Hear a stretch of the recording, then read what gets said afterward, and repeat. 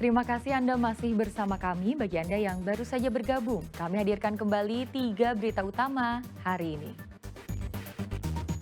Stadion Utama Sumatera Utara diresmikan Presiden Joko Widodo di Kabupaten Deli Serdang. Presiden Joko Widodo kini kembali mendapat kebahagiaan dengan kelahiran cucu perempuannya. Bawaslu Kabupaten Deli Serdang menegaskan kepada ASN terkait larangan ikut dalam kampanye pasangan calon kepala daerah.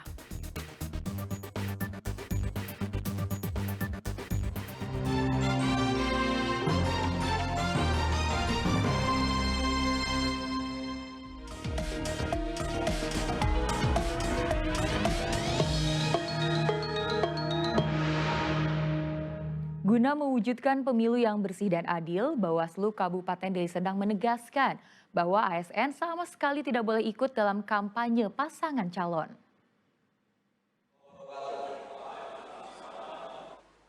Bawaslu Kabupaten Deli Serdang menegaskan bahwa ASN sama sekali tidak boleh ikut dalam kampanye pasangan calon. Hal tersebut disampaikan Ketua Bawaslu Deli Serdang, Febrian Diginting, saat menghadiri acara rapat kerja koordinasi. Sebelumnya, Menteri Dalam Negeri Tito Karnavian menyebutkan aparatur sipil negara boleh ikut hadir dalam kampanye salah satu pasangan calon namun bersifat pasif. Pernyataan dari Bawaslu terkait larangan ASN terlibat dalam pilkada guna mewujudkan pemilu damai.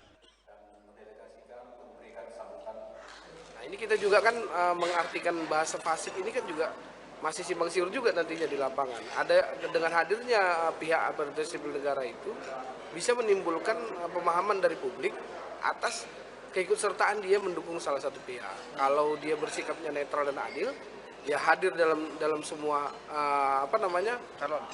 calon ya itu mungkin bagaimana ya pandangan publik tidak akan simpang siur, tapi yang kita sering rasakan adalah kehadiran para ASN ini hanya di salah satu pihak. Untuk mencegah terjadinya konflik, Bawaslu tetap memutuskan untuk tidak menghadirkan ASN dalam kampanye pasangan calon. Muhammad Hamdani melaporkan dari Deli Serdang. Badan Pengawas Pemilu Sumatera Utara menyelenggarakan sosialisasi terkait penyelesaian sengketa antar peserta di Kabupaten Deli Serdang. Hal ini seiring dengan tahapan masa kampanye bagi para calon gubernur dan wakil gubernur Sumatera Utara 2024. Bawaslu Sumatera Utara menggelar sosialisasi penyelesaian sengketa antar peserta dan edukasi. Kegiatan ini digelar untuk lebih mengurangi angka pelanggaran saat dilaksanakannya kampanye pasangan calon.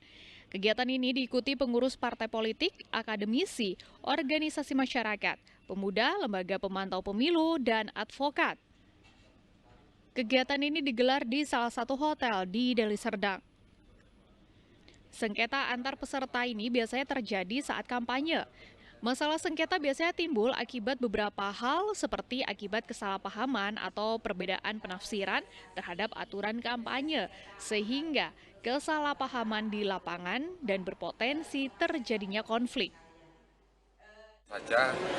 Sengketa ini berbeda dengan pelanggaran. Sengketa ini lebih pada aspek kerugian yang timbul diakibatkan beberapa hal dalam kampanye nanti, bukan dalam aspek adanya kecurangan, bukan dalam aspek adanya kejahatan atau yang lain-lain dalam dimensi pelanggaran. Sengketa adalah kerugian yang diderita akibat baik itu salah penafsiran ataupun salah persepsi terhadap sebuah peraturan. Nantinya bila ada sengketa atau perselisihan dalam kegiatan pilkada, Bawaslu akan menghadirkan kedua belah pihak yang bersengketa dan diajak berembuk. Ketika tidak ada kesepakatan, maka Bawaslu akan mengambil keputusan. Muhammad Hamdani melaporkan dari Deli Serdang.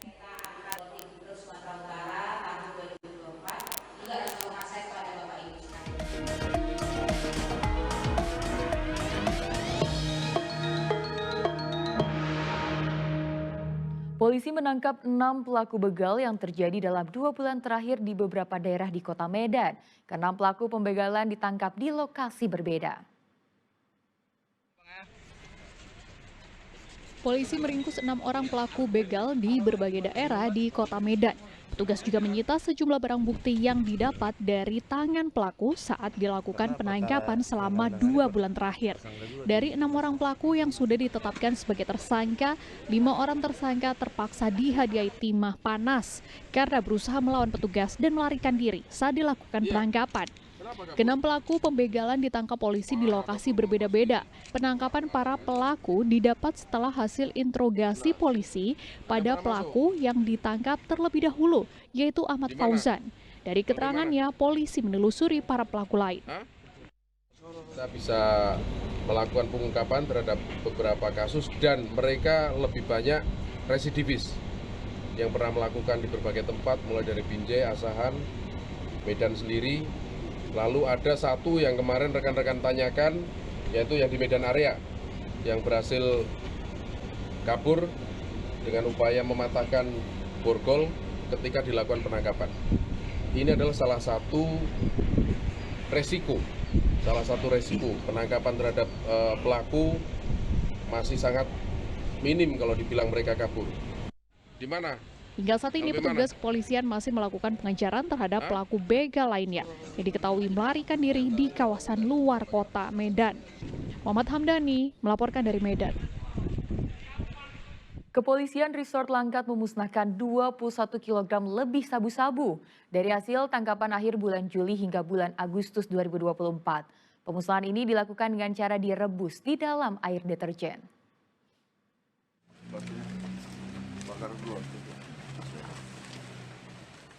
21 kg lebih sabu-sabu ini dimusnahkan dengan cara dimasukkan ke dalam air yang mendidih dan dicampur deterjen. Pengungkapan kasus narkoba ini dilakukan Satuan Narkoba Polres Langkat. Hasil tangkapan pelaku dari akhir bulan Juli hingga Agustus 2024. Dari barang bukti yang disita, petugas menangkap 5 orang tersangka. Mereka berbagi peran sebagai kurir dan bandar sabu-sabu dari 4 kasus. Sebelumnya, barang bukti sabu-sabu ini diperiksa oleh petugas dari Lab 4 Polda Sumatera Utara terkait keasliannya. Kurang lebih sejumlah 21.486 gram sabu yang ada di hadapan rekan-rekan media sekalian, dan kita asumsi telah menyelamatkan kurang lebih 210.000 jiwa dari bahaya konsumsi narkotika. Kami mohon doa restu dari rekan-rekan, ke depannya Polres Langkat akan selalu dan terus melaksanakan yang namanya perang terhadap narkoba.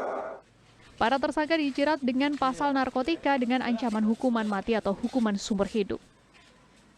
Muhammad Hamdani melaporkan dari Langkat.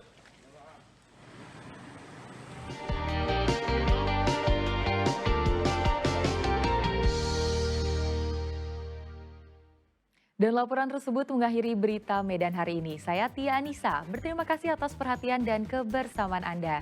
Selamat beraktivitas dan sampai jumpa.